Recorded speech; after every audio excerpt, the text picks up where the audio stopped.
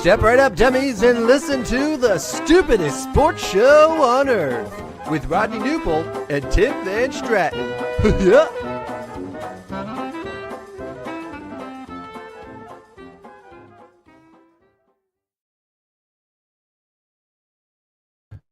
Well, hello, dummies, and welcome to episode number 140 of the stupidest sports show on earth. My name, as you all know, is Tim World Be Free Van Stratton. I'm joined once again by the legendary Rodney Newpol. Rodney, how are you, buddy? Wonderful, man. How are you tonight? A little bit of storms, but that's about it. There's a bug flying on my camera right now, by the way.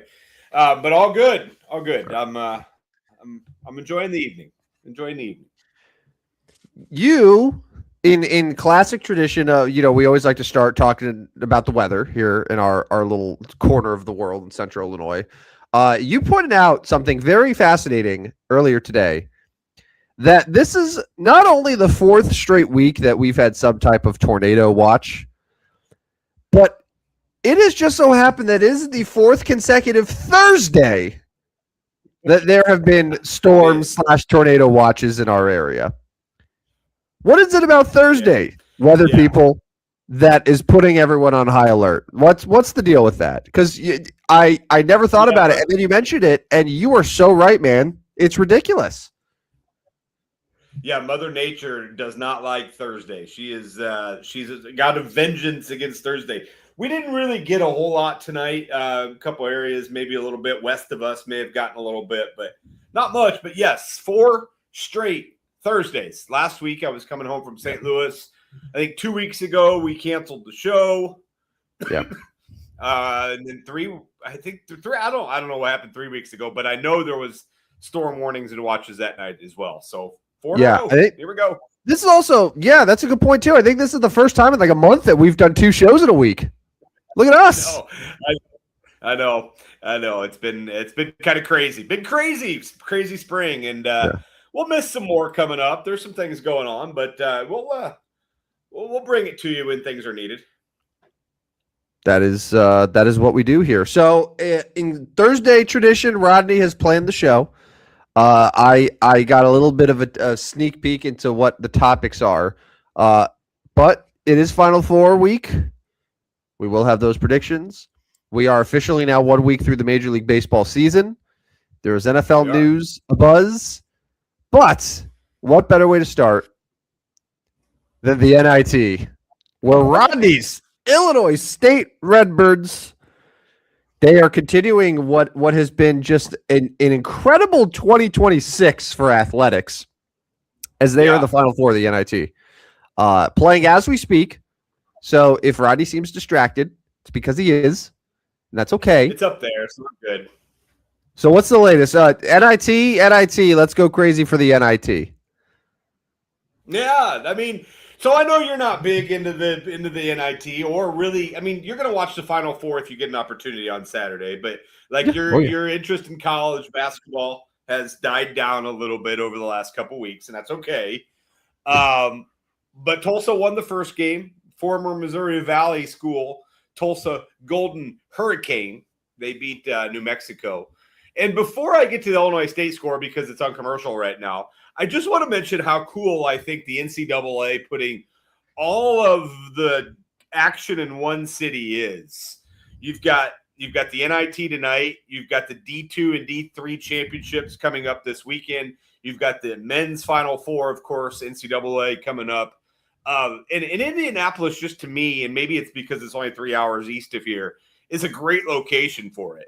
Our buddy Aaron Ferguson lives and works with the Indy Star, so he's obviously very biased, but he's getting to cover all the events and has spoken very highly of Indianapolis. But if you've ever been to Indianapolis, like, there is quite a bit of action in the downtown area. Putting it all in one place, I know, I mean, you're okay with the women's game, but you don't love the women's basketball game. But if they can find a way to get to women's Final Four in the same location, why are you doing that to me? I mean, you're not a big women's basketball fan. It's 21-16 Auburn, early, halfway through the first half. What year was it where everyone fell in love with Auburn as like a potential Final Four team and they choked in the first round? Was that last year or was that 2 years ago?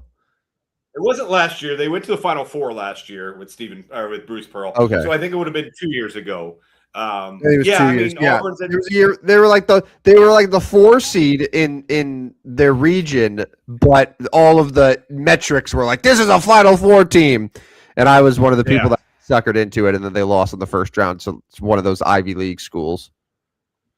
Yeah. I don't remember who they lost to, but I do remember what you're talking about. But yeah, it was. Now they're in the NIT and they're on pace to score about 110 points tonight. So, but it's 23-16.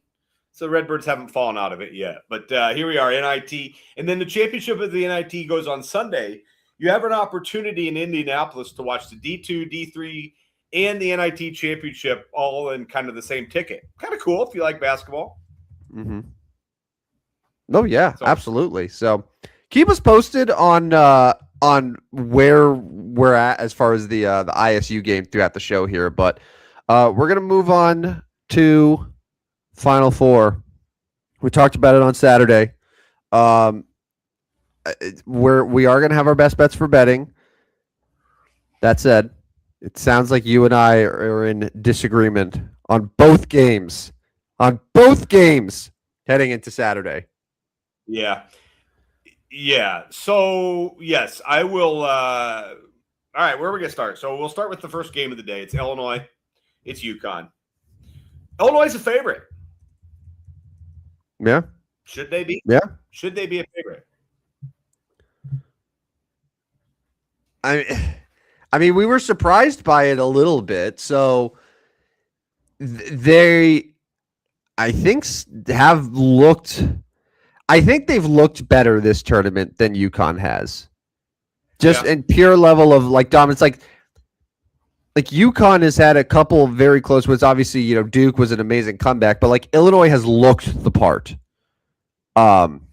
Despite being technically the lowest seed remaining in this Final Four. But also I think the surprise comes a little bit with like this is a UConn team that is super experienced, that has played in now multiple Final Fours recently. Like Dan Hurley has proven himself to be probably the premier college basketball coach right now. So, like just the reputation of UConn, I thought would have been enough to maybe give them not just that, like they're a higher seed. So yeah, I think I was surprised a little bit to see that they were an underdog going in. But that said, like Illinois has absolutely looked a part of a team that could go to the national championship. Yeah, so I am going to take the UConn Huskies to win this game based on the reputation of the Huskies program, winning 2 of the last 3 national championships, including back-to-back, having Dan Hurley as their head coach, having the fact that they've won, I believe it's like 10 straight games after the first round, or after the second round. So if they get by the second round, they've won like 10 in a row since then. I'll take UConn in this one. I know they're a slight underdog. I'm going to take the Huskies. They beat them earlier in the year. Yes, it was a different Illini team. In fact, Keaton Wagler only played 14 minutes that game. It was before he became a star, apparently. And I'm going to take the Huskies to win game 1. And you are not. Maybe I have my reasons for doing this. Perhaps I'm leaning into my famous Tim curse here. But I think Illinois is going to be in the national championship. I think they're going to find a way to do it. They're a good team. I hate it. But they're good, man. And I think that they are going to get their revenge. Plus, as the stupidest sports show on earth, I feel like we should mention something. This is a very big stat. So this ought to be good. Listen, whatever the nerds are saying, whatever analytics they're throwing in your face over the next 48 hours or so, I just want you to keep this in the back of your mind. Over the last 6, 7, maybe 8 years or so, every team that has eliminated Duke in the NCAA tournament that has sent the Blue Devils home back to Durham has immediately lost their next game. Okay. I don't know if this is some type of Duke curse where perhaps the basketball gods say you took college basketball's beloved Duke Blue Devils out of this tournament. That was a big mistake because it's over for you. You're done. So, okay. This could mean the end of UConn. Again, this is just the math, okay? The facts don't care about your feelings. Yeah. That's a great stat. Kind of stupid, but here we are. It's very stupid. Yeah. I like the dominance of the Huskies. I like the fact that the stats show that the Big Ten hasn't won the national championship since 2000. I don't know if you knew that or not, but the Big Ten hasn't won the national championship since 2000. No. Well, hold on. No, that can't be right. No way. Never won. That's wrong. No. And Illinois hasn't beaten UConn in like 50 years. So I will take the Huskies. Dan Hurley and his boys will be ready to play Monday night in the national championship. They'll get either Michigan or Arizona. So Arizona has a little Well, both teams kind of got distractions. It almost feels like North Carolina is waiting for the loser of this game to poach their coach Sunday morning. Maybe even Saturday night, midnight in Indianapolis, and you've got Bubba Cunningham, the AD of the North Carolina Tar Heels, knocking on the locker room door. Hey, I know you're in tears. Your team lost. But, hey, you want to come to Chapel Hill? I honestly, both these guys are in the running. Now, there's been a lot of fire about Tommy Lloyd going to North Carolina, and Tommy Lloyd's like, no, I'm focused. I'm laser focused, baby. I'm laser focused on my Arizona Wildcats. I don't know about that. But anyways, it's Arizona, it's Michigan. I picked Arizona to win the national championship in January, and I'm going to keep it in February. I've kept it through March. It's now April, and I'm taking the Arizona Wildcats to beat the Michigan Wolverines in an epic game that I think both teams will get to the 80s. This is a tough one, man, because on the one hand, it's two things. It's you either have to back a Big Ten team to go to the national championship, which, again, in case you missed it earlier, they haven't won a national championship since 2000.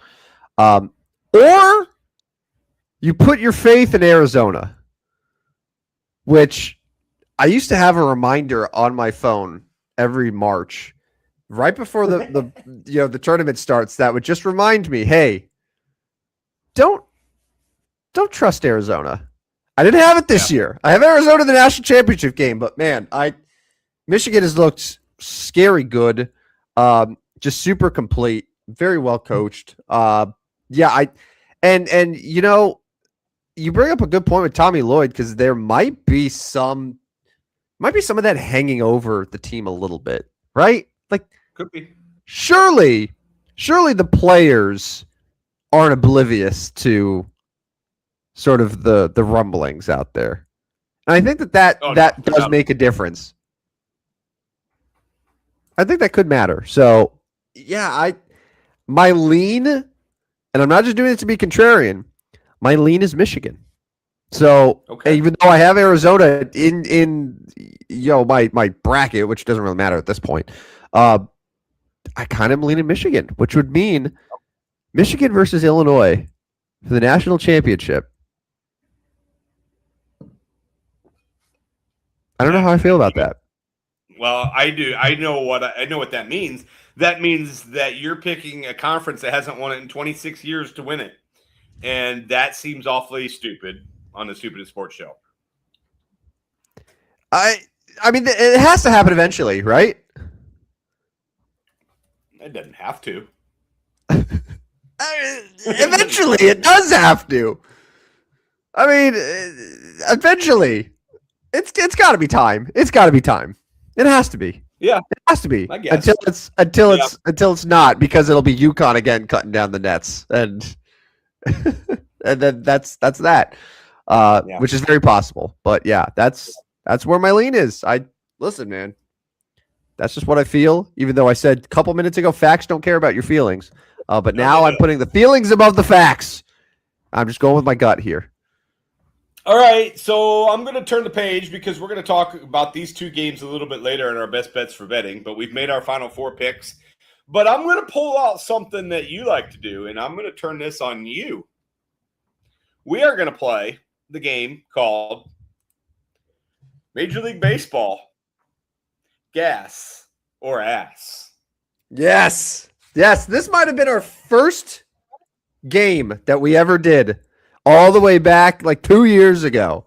Gas or Ass. This is a classic. Yeah. Rodney, since you're leading it here, do you want to share the rules of Gas or Ass for those who are unfamiliar with this legendary segment? I mean, it's pretty simple. I give you either a team or a player. I can intro what's going on with that team or player just to kind of get you updated, get the listeners updated on them.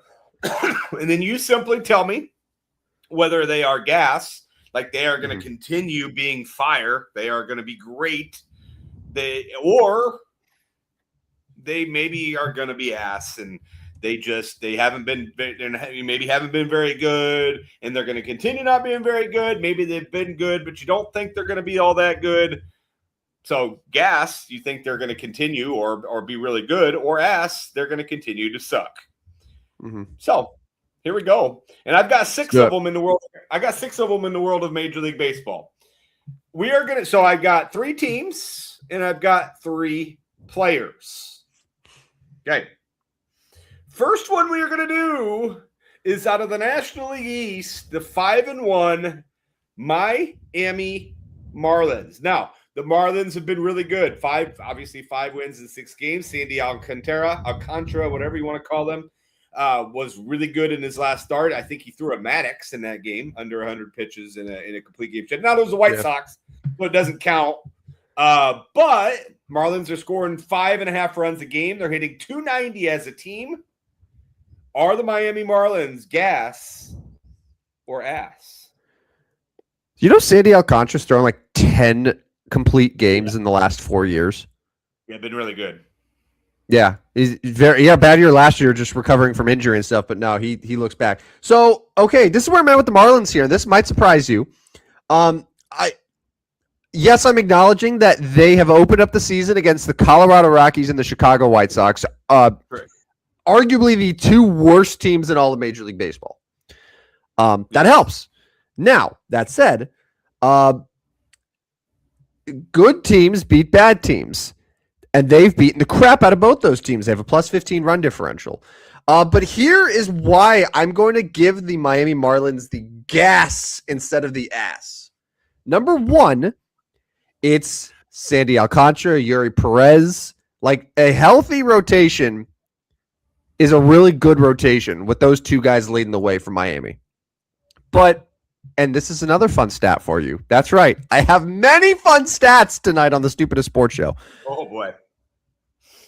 In the last 101 regular season baseball games, the Miami Marlins have a better record than the Los Angeles Dodgers. That's right. They finished hot last year, didn't they?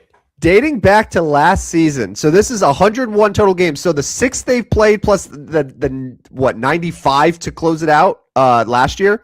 They're 58-43. The Dodgers in that same stretch, not counting postseason, of course, 57-44. So we're now saying, okay, about 60% or so of a 162 game stretch where the Marlins have been playing at a first place level. They might be better than a lot of people gave them credit for. So if the pitching can hold up and the lineup doesn't take a nosedive, like they got a lot of young guys that I think could elevate. I'm gonna say gas. Is that gas to win 90 plus games and go to the playoffs? I don't know if I'm there yet, but like they're going to be competitive. They're going to be scrappy, and I think that there's now a large enough sample size dating back to last year to confirm that. Do you know the Miami Marlins manager? Yes. Clayton McCullough. Yeah. Who was the former bench coach for the Dodgers before he got the Marlins job. I did not know that Pedro Guerrero was their hitting coach. That I did not know. That I have no idea. Yeah. That's a fun one, though. Remember when Barry Bonds was their hitting coach for a year? Yeah. All right, let's go to another one. We got 6 of them, so I'm going to keep it moving here. This one's near and dear to your heart. Well, I mean, we could do Yankees pitching staff, and you could probably talk about, but instead, I'm going to go Giancarlo Stanton, batting .500 on the season. He's got 10 hits and 20 at bats. Is Giancarlo Stanton 2026 version gas or ass? I mean, it's probably impossible to say that he has been anything other than the gassiest of gas to open up the season. He not just like hitting .500, but every single game he's played, he's had multiple hits. Yeah. He only has one homer. He homered in San Francisco, I think the second game of the series. Yeah, is where he homered there. But like singles, doubles, and like watching him, he's legging out extra bases. I know. Giancarlo Stanton, for those who don't watch him on a regular basis, is laughably slow. He on MLB Show is like a 3-speed. Yeah, no, that's accurate. Like that's not an exaggeration. It is 43-year-old Albert Pujols level speed. It's very bad. But like he's out there running. He can't open a bag of chips still because of the elbows, but that clearly has not affected his hitting at all. And like he does this, man. Like he will have stretches where it just every time he steps up into the box, he's just so locked in. It'll end and then he'll go cold, but then he'll just come right back into it. So if he's healthy, that he just gives their lineup such another level that they missed a lot last year. Like half the year last year they play without him. So gas for Big G. He's been awesome so far.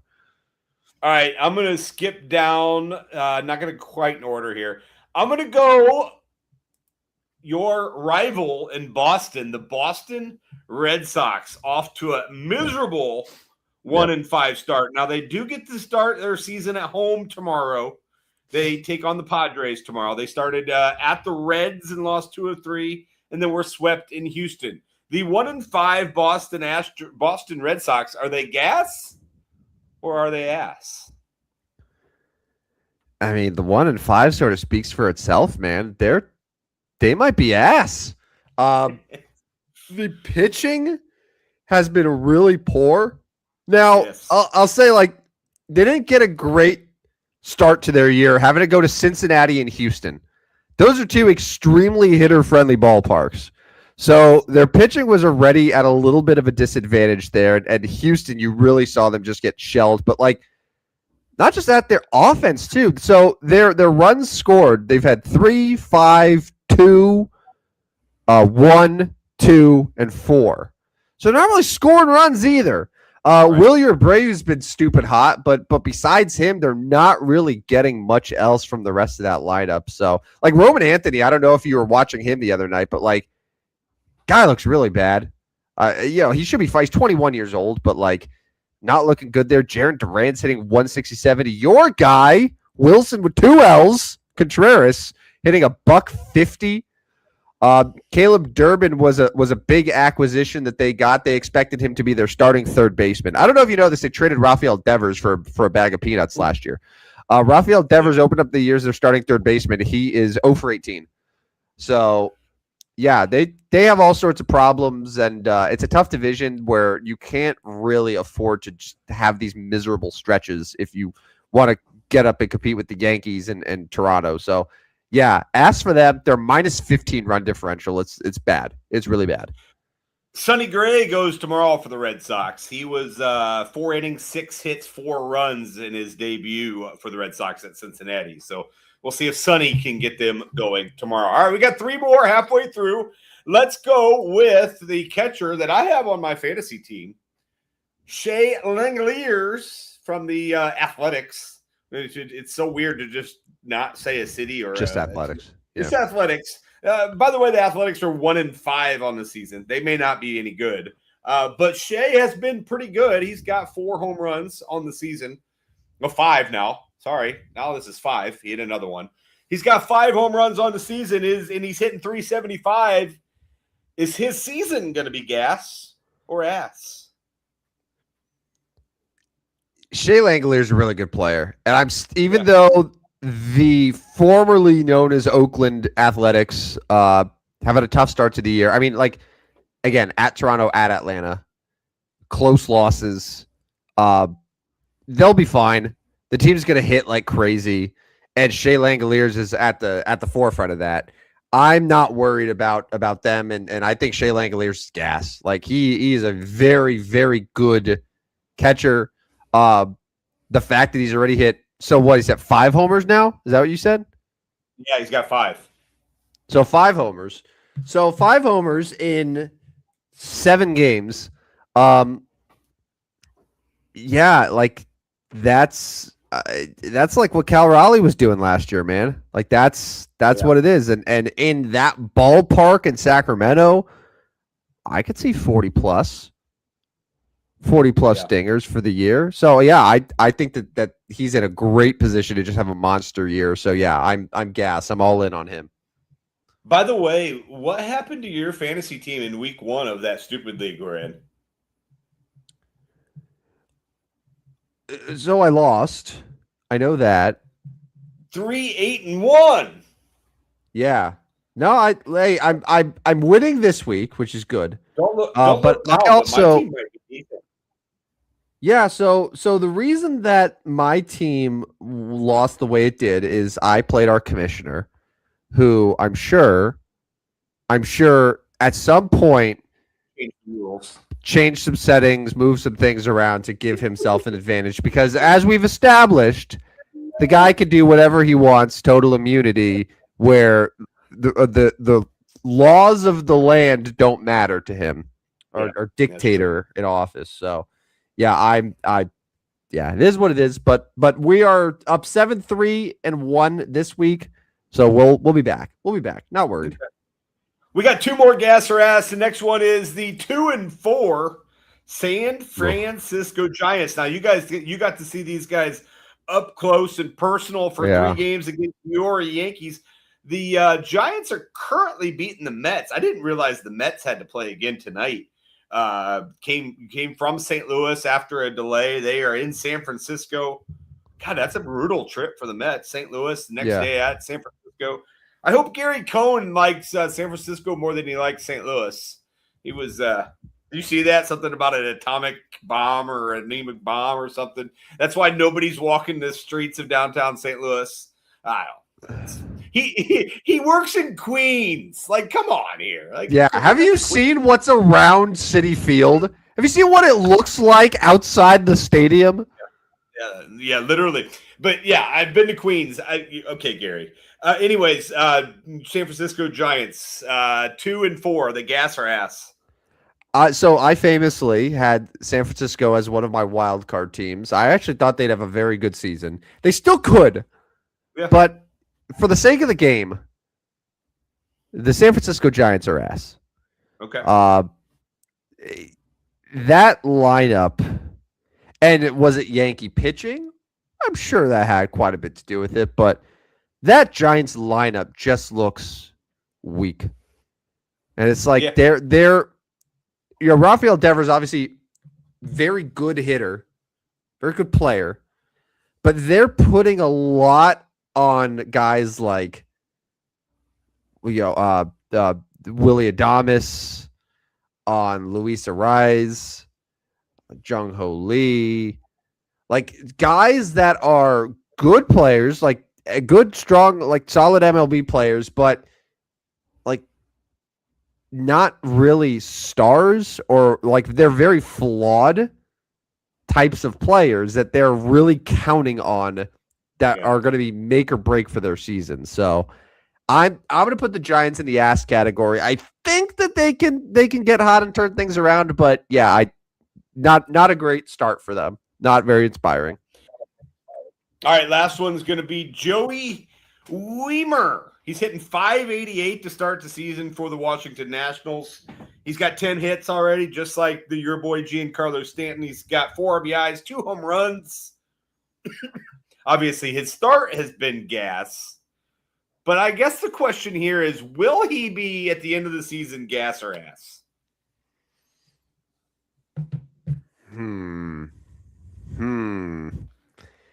Joey Gamer, 27 years old. That's what I was going to ask you, Rodney. Thank you. So, yeah, give me a little backstory on this Weimer cat. Is it Weimer or is it Weimer? I think I've heard Weimer. So he played 132 games with the Brew Crew in 2023. He played 21 total games in 2024. He played 27 games with the Marlins last year. And now here he is. And he had 16 home runs in his career coming into this. A career He hit 204, 154, and 236 during his seasons so far. So there's 2 ways to look at this. Yeah, I'm kind of leaning ass. I'm going to say ass for now. I'm respectful ass. But he's 27. There's a chance that this could be one of those late breakout seasons. Not breakout where he's going to hit 600, but maybe he gets maybe he doubles his career homer total, and maybe he pushes 20 homers. Maybe he ends up getting to the point where it's like, hey, I'm 27 years old. This is the peak. This is the age where the peak is in Major League Baseball for a lot of guys, right in this time. So maybe he's discovered something. It happens. So respectful ass for now. I'm hoping that we can revisit this in a few months, and I'll give him a firm gas. All right. That's the edition, the Major League Baseball edition, the April 2nd edition of Gas or Ass. We'll see how those check out a little bit later in the season. By the way, Cardinals forward 2. You see Mason Wynn story? No. What happened with Mason Wynn? So Mason Wynn got a base hit to win the game against the Mets. Won the series. They've won 2 out of 3 against the Rays and the Mets, and then got in an accident right after the game. Literally right after the game. You could see the stadium from where his car was. It was a single car accident. He appears to be okay. But did he go to the Tiger Woods School of Driving? Or I don't quite understand what happened here. I don't quite understand. It was a single car accident. Was there a nuclear bomb that went off in St. Louis that was the reason for his accident? Downtown, it didn't get rid of the buildings. It just got rid of the people. Okay, Gary. Yeah. But I'm not sure what happened there. But I hope, because I like Mason Wynn a lot. I hope he's not goofy things. Now, he wasn't charged with anything. I'm not accusing him of anything. It was weird. Literally walk-off win and didn't even hardly get out of the stadium property before he got in a single car accident. So, anyways. I'm sorry to bring this up again, but does Gary Cohen not realize that when they leave his ballpark in Queens and you go under the overpass, there are dozens of stolen cars and people that are selling parts from said cars. That's what's happening in his park. And for him to criticize St. Louis, I'm sorry. But that's bullshit. So here's what I need to do. I want to find that video, and I'm sure you can help me with this. Find that video of City Park where you can see all that stuff. And literally every morning I'm going to send that to Gary Cohen on Twitter. Every morning until he responds to me. I'm on it. I'll find it for you. So send me that video. Because you've seen it. You know exactly what I'm talking about with that too. I've seen the videos of people driving by, and it just for almost a full mile of just car after car and people just parked under the underpass, just selling shit out of their cars, selling the parts and whatever. It's insane. Yeah. No, I've seen it, and I've been there. I've been there. It was 2 years ago. I went there, and I started to take kind of a right turn leaving City Park. Now, it's kind of cool. You go down and the tennis area, and there's some nice areas there, not too far walking distance from City Park. But right there by it is not great. And Gary Cohn needs to understand that. I'm sure he's never been there. He probably flies in via helicopter and flies out.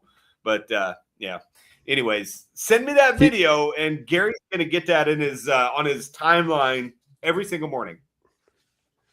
That's good. I think you should absolutely do that. And he definitely won't block you after like the second time. Well, I mean, that's okay, right? Yeah.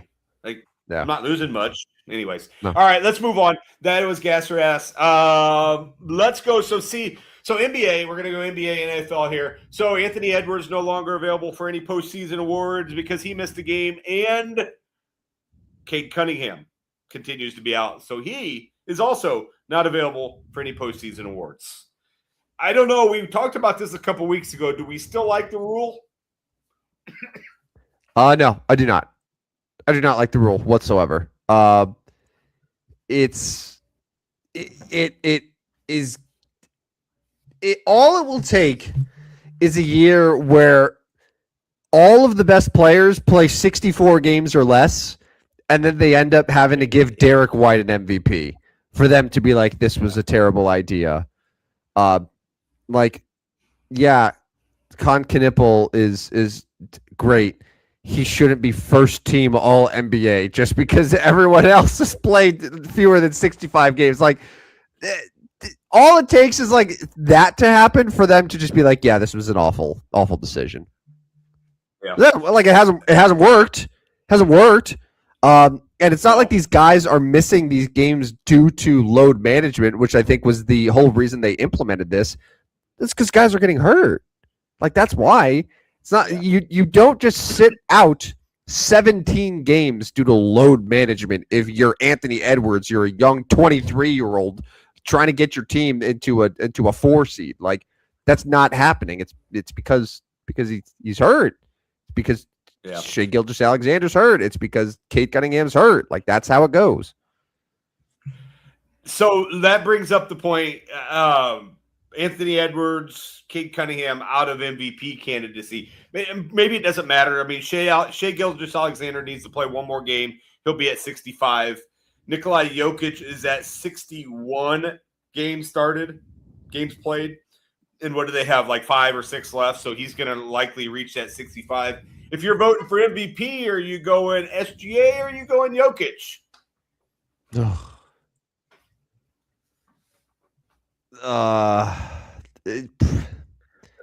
Let me pull up the odds. What are the odds, man? What are the odds? Well, first of all, let me ask you this while you look that up. Do you like watching SGA play basketball? I don't love it. I don't love it. I know what you mean. The free throw merchant. Yeah. Well, can I ask you this? We're talking about SGA and we're talking about Jokic. Why are we not talking about Luka Doncic? Yeah. Who scored 600 points during the month of March. Do you want another stat? I'm sure you saw this one, but in case any of you clowns missed it, Luka Doncic in the month of March scored more points than Anthony Davis scored in his entire career with the Dallas Mavericks. Yeah, that's a good stat. That's a good stat. By the way, all right, here's the. So real quick, sorry, I was just gonna say, so like SGA and Jokic, I understand. So Luka Doncic, just for the record, is leading the NBA in scoring. He has more than 2 points per game over Shai Gilgeous-Alexander, who's second place. So there you go. He's number 1 in points. He's third in assists behind Jokic and Cunningham. He's second in three-pointers made, only behind Steph. He has elevated his game to an insane level at the end of the season, which a lot of times, like, the MVP is sort of a momentum award. It's like, if you have a dominant second half, you have a much better case than if you have a dominant first half. And he's going to get the Lakers into a 3 seed in a very, very good Western Conference. And like, Austin Reeves missed a few weeks. LeBron's missed some time. Like, Luka has absolutely carried the Lakers and made them a legitimate threat. So I don't understand why we're overlooking that in the MVP discussion. All right, so let me give you the odds. Luka is third. That doesn't surprise you. But Jokic is fourth. Jokic, is considered dead. The odds makers 70-1 for Nikolai Jokic. 70-1. Luka Doncic third. 16-1. Wemby, I forgot about him. I don't know why I forgot about him, but he's pretty good. Plus 280. SGA minus 380. Is it just because OKC is a 60-win team? Is that it? Oh, so like OKC. So Shea missed some time this year. So how many games has Shea played? 64. Okay. So and OKC's still a 16 team. Like, so SGA doesn't lead the league in points, doesn't lead the league in assists, doesn't lead the league in rebounds, doesn't lead the league in steals. He's the best player on the best team. That's the case. He was the MVP last year. So it's easy to just say, hey, here you go. Here it is again. But like, and I understand why there's Jokic fatigue, especially because like his scoring numbers are a little bit lower than normal. But like, even though he's still, my God, he's leading the league in rebounds and assists. Like, ridiculous. We're just so numb to him. But why are we not talking about Luka, who's never won an MVP, who's been totally insane, doing it for the biggest franchise in the league in its first full season there. And the Lakers, this is the best that the Lakers have been since they won a title in the bubble. So what am I missing here? I'm really not trying to be biased about this, but like, what am I missing? Why is SGA that big of a favorite? Is it because they're a 60-win team that he's minus 360? I don't get it. Yeah, I mean, that's got to be it. Defending champs, defending winner. Like, we see this all the time where, like, the defending winner is, like, big-time favorite until he's not, right? Like, until it's a Jokic situation, you just get fatigue. And we're just like, oh, who cares that this center is averaging, 28, 13, and 11? Yeah. Who does that? No, I'm with you. I love what Luka's done. He's been tremendous. Obviously, he hasn't been enough tonight, but no, they're getting spanked tonight. Ironically, by SGA and the Thunder.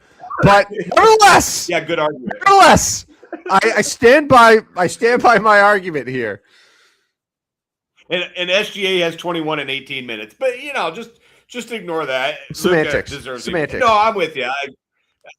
I do think Luka should be getting more consideration. But anyways, all right, let's move on to NFL real quick. I got one topic. Kirk Cousins is now with the Las Vegas Raiders. Week 1 starting quarterback for the Raiders. Will it be Kirk Cousins or Fernando Mendoza? Who are you taking? Cousins? Mendoza starting week 1. I'm taking Fernando Mendoza.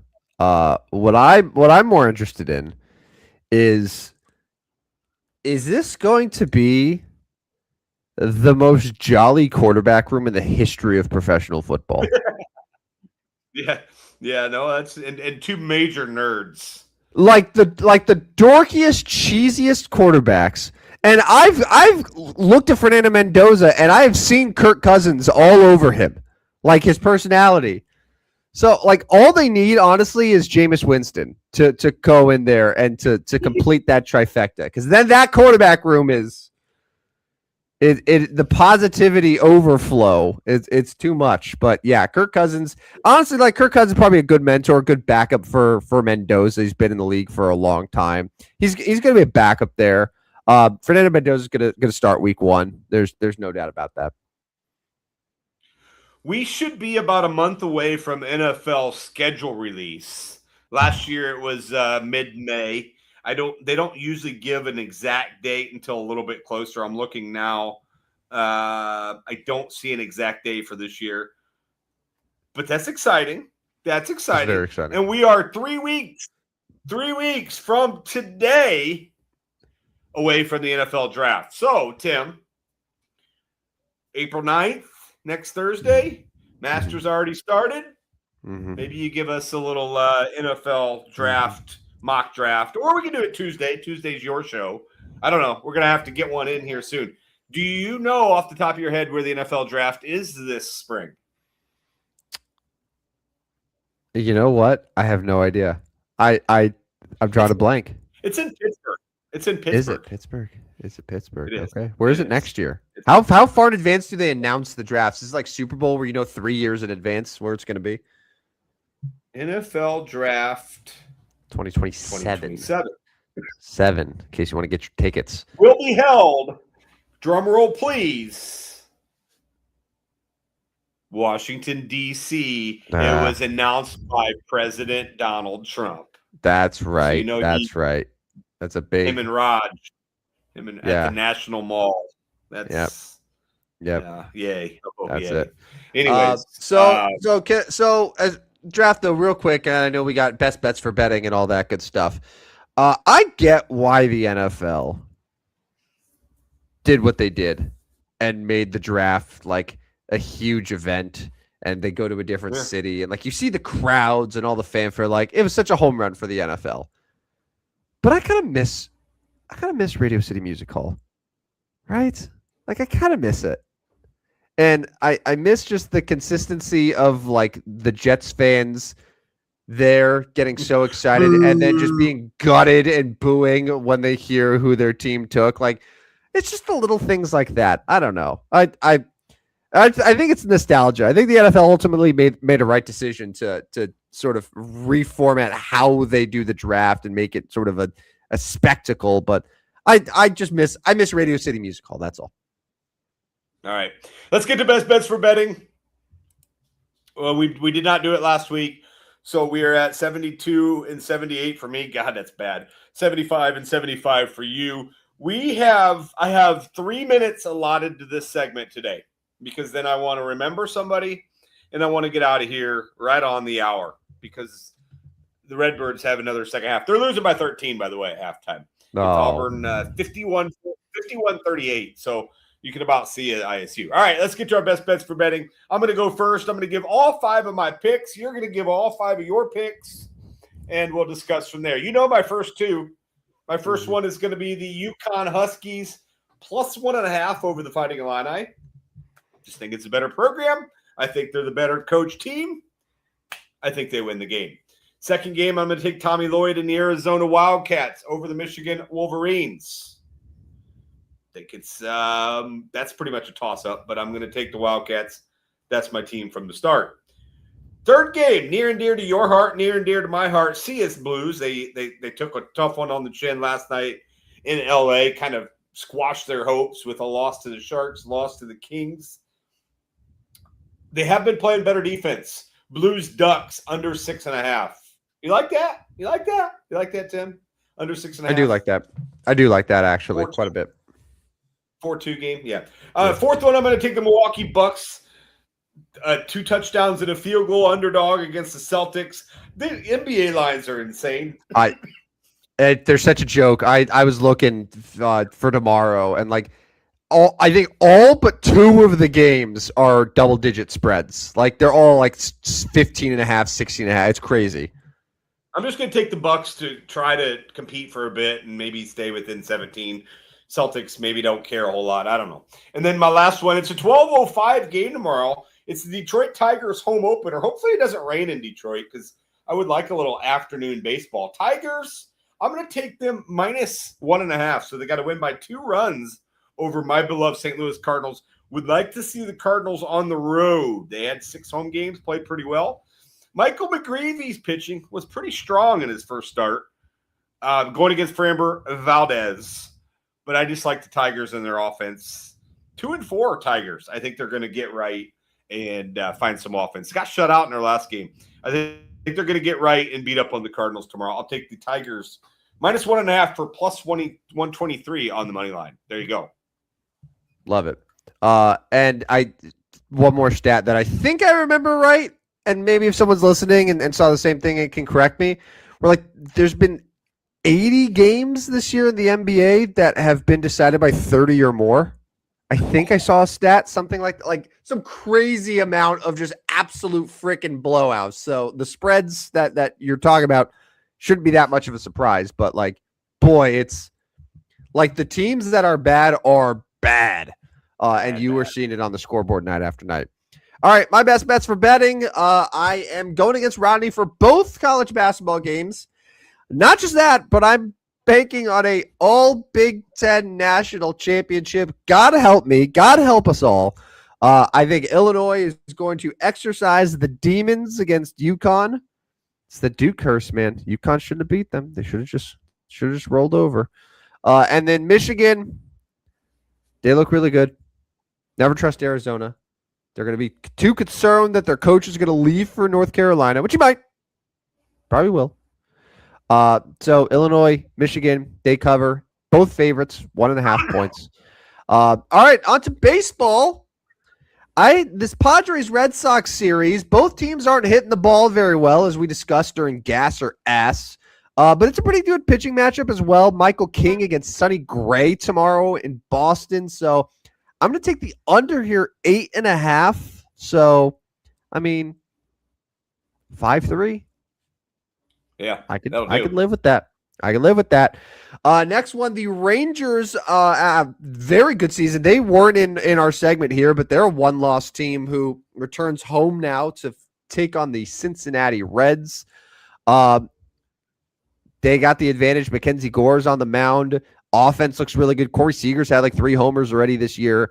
So I'm going to take the Rangers minus 1.5 at plus money to cover the run line.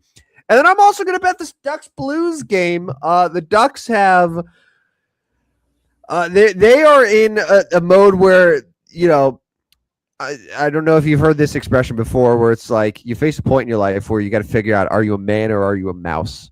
And the Ducks have blown back-to-back games this week. Last night against San Jose, they gave up the game-tying goal and the go-ahead goal a minute apart in the final 2 minutes of regulation. Just absolutely pissed away 2 points. They've lost 3 in a row. Edmonton's on their back. They're going to win again tonight against Chicago. A must-win for the Ducks to get things right. Otherwise, you're going to be in some serious trouble as far as your hopes to win the division. So I'm going to take the Ducks to respond, to bounce back, Coach Q and the boys, to beat your St. Louis Blues in Anaheim. There you go. That's our best bets for betting. Once again, you are up 3 games heading into this weekend. By the way, a week from now, the Masters will be going on. Oh, hello, friends. All right, let's remember somebody. Every commercial. So do you have the same reaction to the commercials? Like every time you hear "Hello, Georgia," are you just like, oh. I know you are. I know it gives you a warm, tingly feeling inside. But that's not what you were going to say. You had to edit yourself. Your level of golf enjoying is more than mine. But I will be following. And you reminded me today I got to put together a lineup or 8. For old time's sake, can we put a team lineup together? Yes, absolutely. I would love that. As soon as I saw today that Phil Mickelson wouldn't be in the Masters, I immediately thought of you, because I guarantee that at least one of your lineups was going to have Phil Mickelson in it at minimum price, just to throw him in there because it's Augusta. Yeah. Well, rest in peace. Not really, but rest in peace. He's Phil. not dead. He just chose not to play in it, right? Well, I think they said that there's some family thing, some personal stuff. So he's going to be sort of dealing with that for a while. I mean, listen, it's Augusta. I don't think he just was like, I don't really feel like it. It must be something pretty significant for him to not play the Masters and announce it a week before. So hopefully everything's good there with Lefty. And no Phil, no Tiger. First time since 1994 that we've had a Masters without Phil or Tiger in it. Just not going to be the same. Who's going to win? Yeah, we can talk. Let's do that Tuesday. Let's talk about who's going to win on Tuesday. All right, let's remember somebody. Oh, yep, there he is. Let's remember Kenny Lofton. First of all, shout out Kenny Lofton from East Chicago, Indiana. East Chicago, Indiana. Not East Chicago, Illinois. We can't claim him here in the land of Lincoln. Kenny Lofton, 2,400 plus hits in his career, a career 299 hitter. Was not a big power hitter.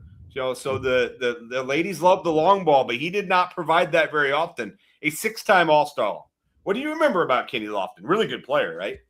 So, yes. So the Kenny Lofton that I remember as, when I was watching games was like the journeyman Kenny Lofton, where, one year he's in San Francisco on their World Series team. Then the next year he's with the Cubs. And then, he's with the Dodgers. And like, he's played. So he spent 10 years with Cleveland.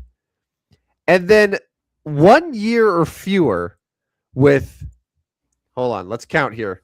The Dodgers, the Braves, the Phillies, the White Sox, the Pirates, the Rangers, the Yankees, the Cubs, the Giants, the Astros.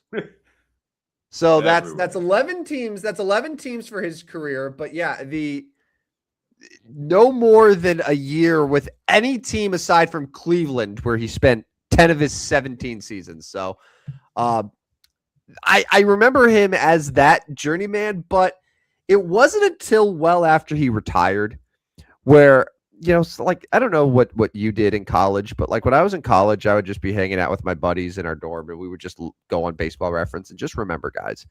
And Kenny Lofton came up and I was going through his Baseball Reference page and I don't know, I fell in love.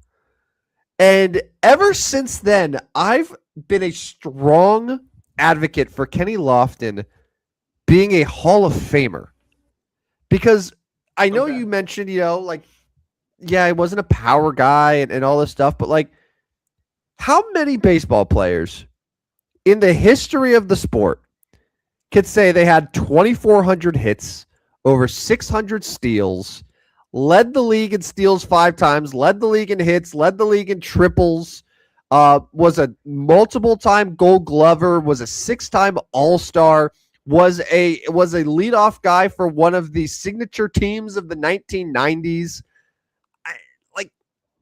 There are a lot of players that I think we can look at that are in Cooperstown and say Kenny Lofton probably can compare to them. But I think he's hurt by one, because he was a center fielder, and like you saw with Andrew Jones, like the bar for center field is very, very high to get in. And then 2, I think it's the fact that he was on 10 teams in 7 years to end his career and was a journeyman there, which really hurt his case. But like those 10 years in Cleveland, his peak, like the guy was really, really good. And I feel like he deserves justice because he didn't get it when he was on the ballot. Yeah, no, I'm with you. I think that's an incredible 5-time stolen base leader. I'm not sure if you mentioned that one. Fantastic. And I brought Kenny Lofton up because did you realize that Kenny Lofton supposedly is one of 2 men to play in the college basketball Final Four and the Major League Baseball World Series? Yeah, because he played basketball at Arizona. So a good one to have for today. Obviously, a former Arizona Wildcat. He played alongside Steve Kerr. Made it to the Final Four in 1988 with Lute Olson and the Arizona Wildcats. He left as the Wildcats leader in career steals. That record was broke, but he obviously is a dynamite athlete. He didn't decide to play college baseball until his junior year. So the dude knows how to athlete. That's for sure. Yeah, I'm just reading. So another fun fact about Kenny Lofton: he is the all-time postseason stolen base leader. He has 34 steals in the postseason, passing Ricky Henderson's record. So no one's had more steals in the biggest games than Kenny Lofton. Okay. Also, Anyway. to mention, so the Jaws rankings is just one of those nerd things that the Hall of Fame guys use. He's 9th all time in Jaws for center fielders. So if that's something that you consider, it's basically saying he's a top 10 center fielder in the history of Major League Baseball. Yeah. Well, anyways, it's nice to remember Kenny Lofton. I would agree with you. I think he's got a really good Hall of Fame case. Keep up the good work on trying to get him in. I'm not sure it's going to last. I'm not sure you're going to get that done, but I agree with you. Anyways, shout out Kenny Lofton. He's got a higher career WAR than Ichiro. He's got a higher career WAR than Ichiro. Yeah. All right, follow us on Twitter at Stupid Sports Show, no W on the end. That's probably how you're following the show right now. I will be back on tomorrow morning, 9 a.m. Central Time, talking college basketball.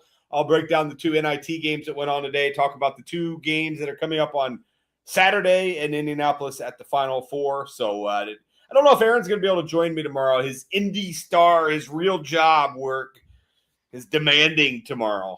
But we'll see. I'll be on tomorrow morning, 9 a.m. Central Time. And then make sure you get signed up for the Substack. I've been on a heater. Multiple units up in March at the end.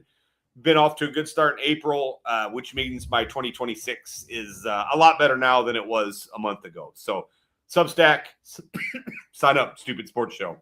And that's about all we got. Kenny Lofton and Bobby Abreu. I will not rest until both of them are Hall of Famers. Who was the other one? You see, I skipped out there. Bobby Abreu, who's still on the ballot. Yeah. Who has survived, unlike Kenny Lofton, who was one and done when he was on there. Those two should be Hall of Famers. And if you want to debate me, I will battle you well into the night. This not you, Rodney. I'm saying anyone listening. If you want that battle, I'm more than eager to take you up on it. All right, yeah, that's the show. Let's get it. Yeah, I'm very passionate about Major League Baseball Hall of Fame. Thank you. That was a very good. Let's remember a guy. So well done. Great show tonight. We'll be back Tuesday nights is National Championship Monday? Monday. So we're gonna come back. So we're gonna have Final Four and a national championship to reflect on. It could be the Big Ten's first championship since 2000.